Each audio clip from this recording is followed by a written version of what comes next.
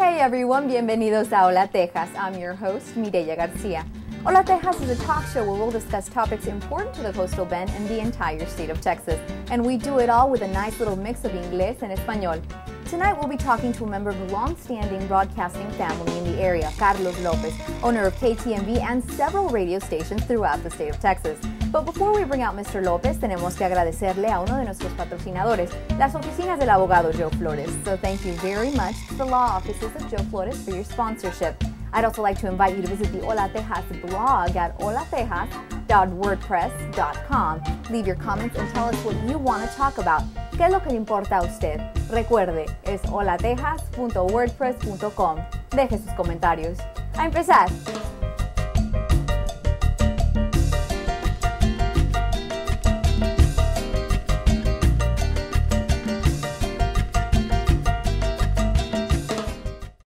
Y bueno, ha llegado la hora, estamos aquí con el señor Carlos López. ¿Cómo está? Muy bien. Muy bien, mucho gusto, muchas gracias por acompañarnos, ¿no? Well, we're going to talk a lot today about your family history. Very rich. We want to hear all about it. Now, for those people who don't know, tell us a little bit about what you do, how you're involved in media. Well, we got to go back. We're celebrating with my father 50 years of broadcasting. Humberto Lozano Lopez, who is the founder of the broadcasting company that we own.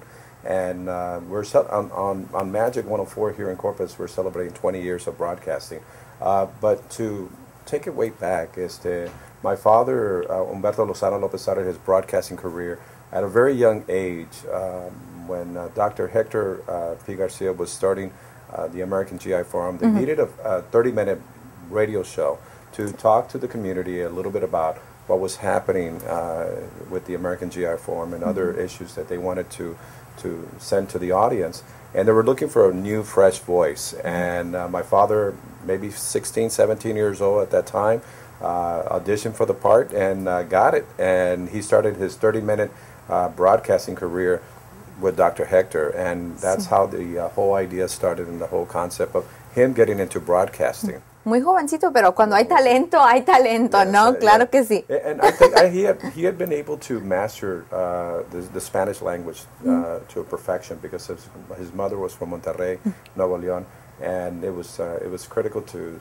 her and to everyone that he knew how to present himself in Spanish correctly, and was able to compete, with people from Mexico and people that were doing at that time, not Tejano radio, but Spanish radio. And when you had to articulate everything perfect, he was able to do that and do it very well. And that's lovely, that people can speak more than one language and do it well. It makes the culture feel much more rich. Absolutely. Right? And let's talk a little bit about TV right now. I mean, we have some TV stations here, well established, but talk to me about how what you do touches people in Corpus and in other places around Texas. Well, KTMV started in 1997. It was a concept that we've had for many, many years, even before we started radio. The idea of putting Spanish music videos on a 24-hour basis with being skewed perhaps more in the Tejano and regional Mexican was our style of what we had in mind, of what we wanted to see. It was a concept that my father and I talked about for many years, and he actually was telling me about it even way before, because he was in Houston and he had seen the Telemundos, the Univisions, and he was telling me about television. But at that time, we were just in radio, and I didn't know how it worked. So therefore, I didn't want to pursue it.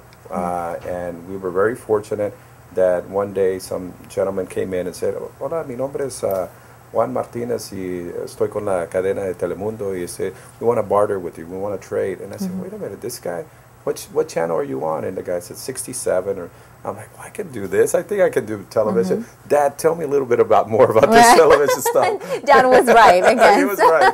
And so basically, I inquired about it and was able to obtain some licenses in Corpus Christi, in Victoria, and very fortunate in the 8th largest city in the United States, in San Antonio, Texas, Channel 21. And let's talk a little bit about the kind of people that watch your show, that hear your radio station, I mean, you're touching a very specific audience here, correct? Absolutely. You know, to go back before we talk a little bit about television, I'm going to talk a little bit about radio, because I think radio is where is the I guess the where everything grew from. And Magic 105.1 is the mothership of everything, and that is the mom of everything that we own, and we owe that everything that we have to that radio station.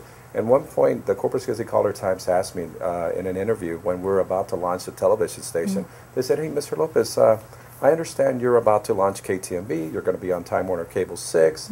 Things are going wonderful. What is that your biggest accomplishment?" And I said, "Oh, absolutely. Absolutely. It is my major, the best thing that's ever happened to us." And at that time, I finished the interview. I went to lunch. At that time, our studios were in Petronila, which is way, way out Weber. Oh, yeah. And at that time, there was not that many cell phones, so pagers were in. My brother, he always used to page me and tell me 911. Everything was 911 to him. But this time, he kept on paging me over and over and over. And I was at Ninfa's. You're familiar with Ninfa's restaurants were in Houston, and now they don't exist. Now it's where Hooters is at, right here on SPID. But it was a Mexican restaurant. And I went to the phone. I called them. I said, "What's going on?" I said, "Hey, the whole area here's caught on fire."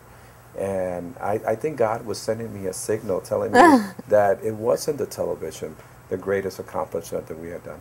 It was the radio station. And as I drove closer and closer to get to the station, I could see the smoke. And I thought to myself, wow, you know, God was telling me, no, this is the most important, the radio station, because if it wasn't for the radio station, we wouldn't be here today. Not television, not the AM stations, not Victoria, not San Antonio, not the network, nothing. This was the fruit that God had given us, and I lost track of that. And in 1989, when we launched Magic 105.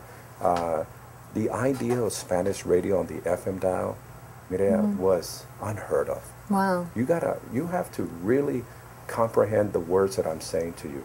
Chicago, Los Angeles, Miami, Denver, any major metropolitan city in Houston, Dallas, none of these markets had Spanish FM. The idea and the concept of Spanish FM or Spanish music coming out of the FM dial was completely unheard of in 1989. That's so surprising to me, because there's such a large population of Latinos, of Mexican Americans, that they were starved for stuff that perhaps they enjoy. Well, and a case in point here, I got a very interesting phone call from Los Angeles one time. Toyota was buying us, and they just had a big problem. They said, "Wait a minute." I said, she goes, "The numbers are there, the ratings are there, but, you know, we're traditional. We like to buy Spanish AM radio." And I said, "No, times have changed. This is a big, major advertising agency. I'm having to explain to them," and they're scratching their heads, saying, "Why are people listening to the Spanish FM in Corpus Christi?" And I said, "We've evolved. I mean, either you know or not know, but our people have moved on. We have nice homes, we have nice stereos, we have nice things, and we like good quality things too." And they just didn't understand that. And shortly thereafter, San Antonio went FM, Dallas went FM, Denver, Los Angeles, none of these FM stations that are in existence now were there. So we were trailblazing. We had the vision. We knew that that was the way to go. Not stick with the traditional AM, but do FM on the radio side. And which leads me to the television concept. Yeah. Because if we wouldn't have thought about getting out of the box and said, "Well, this is the way we're confined. We're happy what we're doing here, and this is going to be the vision from here to here. That's it."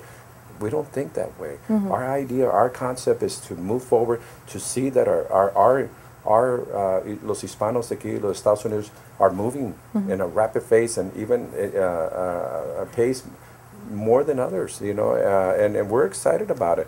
And when we did the concept on the Spanish FM, it was wonderful to see it, and it was they came talk to us about it.